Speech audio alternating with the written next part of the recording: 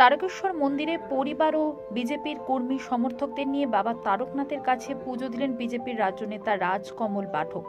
এদিন সপরিবারে পুজো দেওয়ার পাশাপাশি প্রত্যেকের মঙ্গল কামনা ও বিজেপি দলের শ্রীবৃদ্ধির লক্ষ্যে পুজো দিলেন রাজকমল বাবু।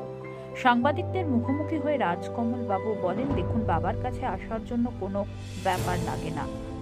বাবা আমায় ডাকলো, মনে হলো যেন বাবার কাছে এসে পুজো দিয়ে যাই।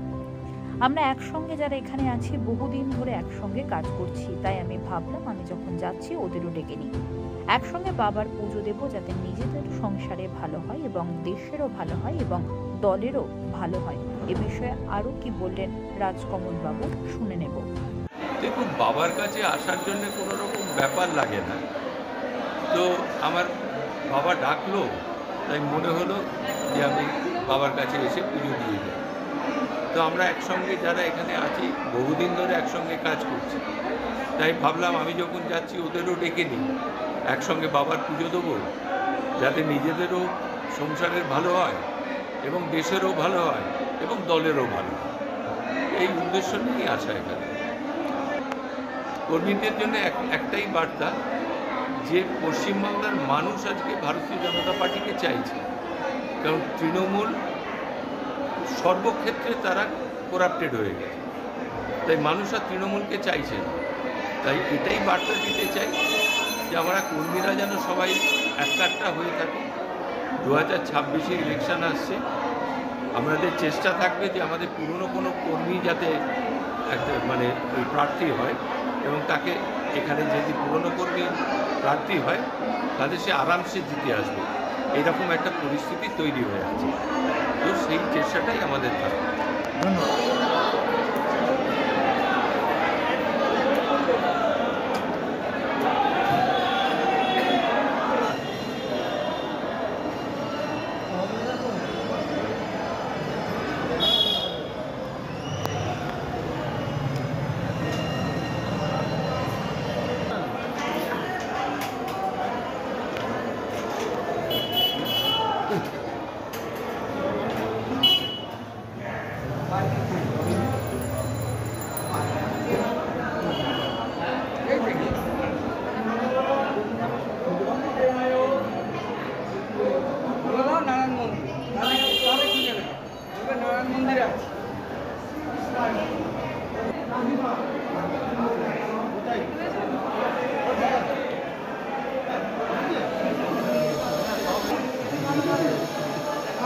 सब लोग पूरा गया আমি তো গিয়ে যাই গো।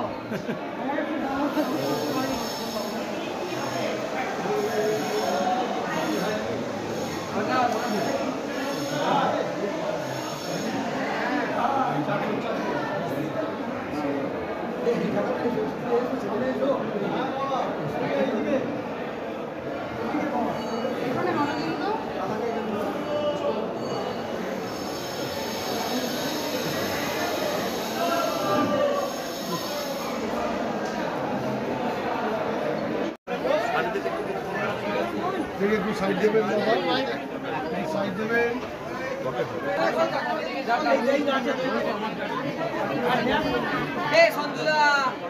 কত? 20 টাকা, 20 টাকা।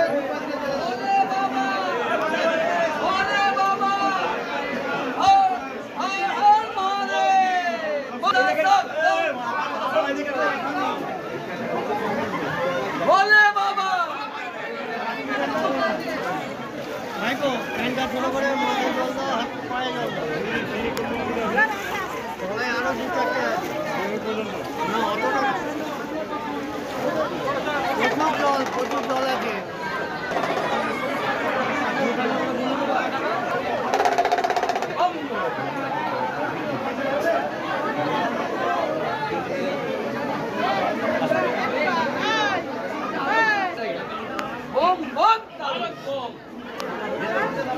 একজন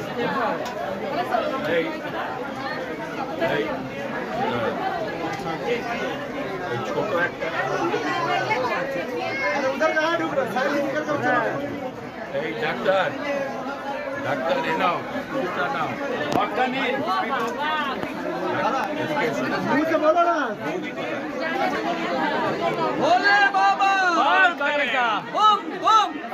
स्वागतम भोले बाबा आए पड़ेगा हर हर महादेव हर महादेव রাজকমল দাস স্বাগতম स्वागतम स्वागतम আমাদের লড়াকু নেতা রাজকমল দাস স্বাগতম